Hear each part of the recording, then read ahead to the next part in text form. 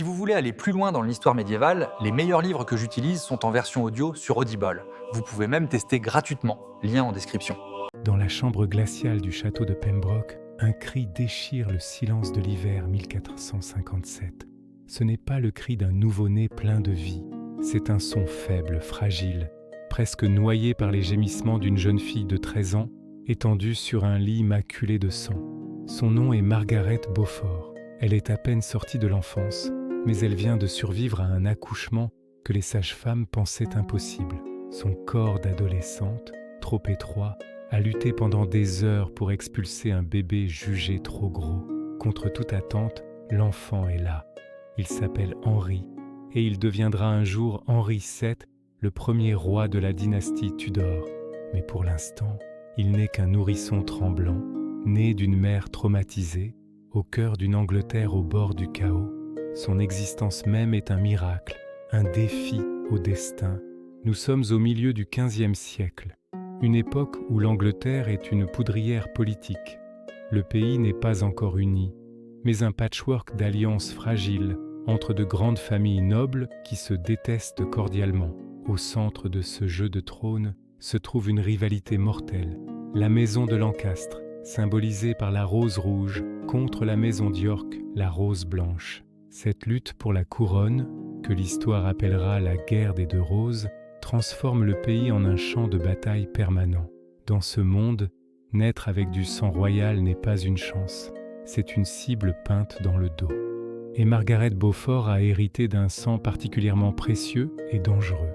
Elle descend directement de Jean de Gand, un fils du roi Édouard III, ce qui lui confère une légitimité lointaine mais bien réelle au trône. Pour les Lancastriens, elle est un atout. Pour les Yorkistes, une menace à neutraliser. La vie de Margaret a été un échiquier politique dès son premier souffle. Son père meurt alors qu'elle n'est qu'un bébé, dans des circonstances troubles qui alimentent les rumeurs d'assassinat politique. Orpheline de père, elle devient un pion entre les mains de sa mère et des puissants du royaume. À 6 ans à peine, elle est fiancée pour sceller une alliance, un contrat d'affaires où elle est la marchandise. Mais la roue de la fortune tourne vite, la famille de son fiancé tombe en disgrâce et le mariage est annulé. Margaret apprend très tôt que les promesses sont fragiles et que la survie dépend des bons calculs. Sa mère ne voit pas en elle une enfant à protéger, mais une clé pour ouvrir les portes du pouvoir. À l'âge de 12 ans, l'enjeu monte d'un cran. Elle est mariée à Edmund Tudor, un homme bien plus âgé qu'elle et surtout le demi-frère du roi lancastrien Henri VI. Ce mariage est une manœuvre politique majeure. Pour Margaret, c'est un traumatisme. La consommation du mariage, immédiate, est une épreuve physique et psychologique pour cette jeune fille dont le corps n'est pas prêt. Quelques mois plus tard, l'impensable se produit. Elle tombe enceinte. Une enfant porte un enfant. Alors que la guerre civile gronde, son destin personnel bascule dans l'horreur. Edmund, son mari, est capturé par les forces yorkistes au pays de Galles. Il meurt en captivité, victime de la peste ou d'une lame discrète. Personne ne le saura jamais. Margaret se retrouve veuve, enceinte de 7 mois, et complètement seule dans un pays au bord de l'implosion. C'est là qu'intervient Jasper Tudor, le frère d'Edmund. Conscient du danger qui pèse sur sa belle-sœur et l'héritier qu'elle porte, il la prend sous sa protection. Il l'emmène avec lui au château de Pembroke, une forteresse isolée au pays de Galles. Le voyage est une torture. Nous sommes en plein hiver, les routes sont des bourbiers gelés. Pour une adolescente enceinte, chaque cahot de la charrette est une douleur insupportable. Pembroke n'est pas un refuge chaleureux. C'est une citadelle de pierres froides et humides, battue par les vents. Les murs suintent, les feux peinent à réchauffer les immenses salles. C'est un lieu conçu pour la survie, pas pour le confort.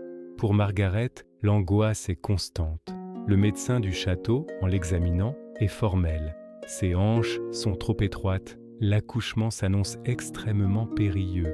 Face à la peur et à la douleur, Margaret se réfugie dans une piété intense, priant jour et nuit pour sa survie et celle de son enfant. Le 28 janvier 1457, le travail commence. Ce n'est pas une naissance, c'est une bataille.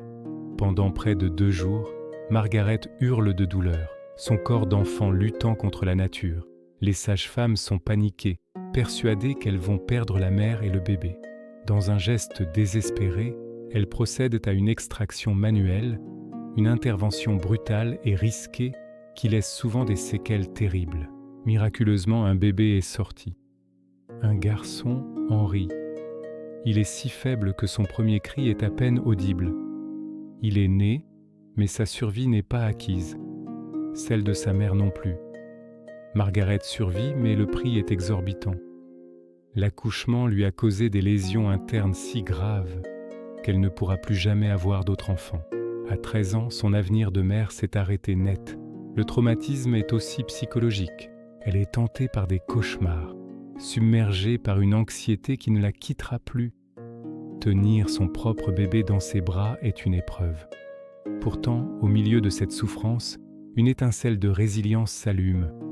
Elle regarde ce petit être fragile et comprend qu'il n'est pas seulement son fils. Il est l'ultime espoir de la cause lancastrienne. Ce bébé, né dans la douleur et le sang, est peut-être le futur roi d'Angleterre. Cette prise de conscience transforme la jeune fille traumatisée en une stratège redoutable. Alors que la guerre des deux roses déchire le pays, Margaret se plonge dans l'étude de la politique, des alliances, de la diplomatie secrète.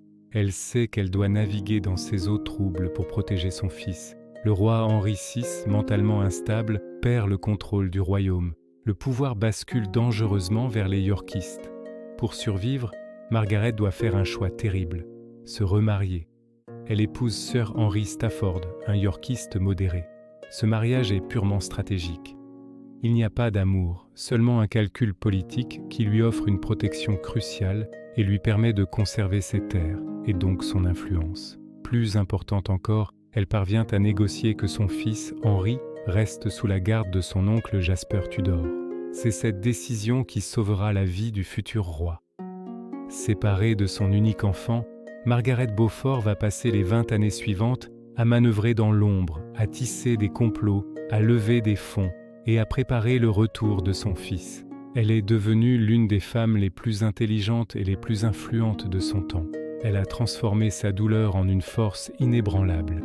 L'enfant qui n'aurait jamais dû naître, né d'une mère qui n'aurait jamais dû survivre, finira par monter sur le trône d'Angleterre, unifiant les roses rouges et blanches et fondant la dynastie Tudor. Tout a commencé dans cette chambre froide de Pembroke, avec le cri d'une jeune fille de 13 ans, dont la volonté a changé le cours de l'histoire. Merci de m'avoir écouté. N'oubliez pas de vous abonner pour d'autres récits qui dévoilent les coulisses de l'histoire.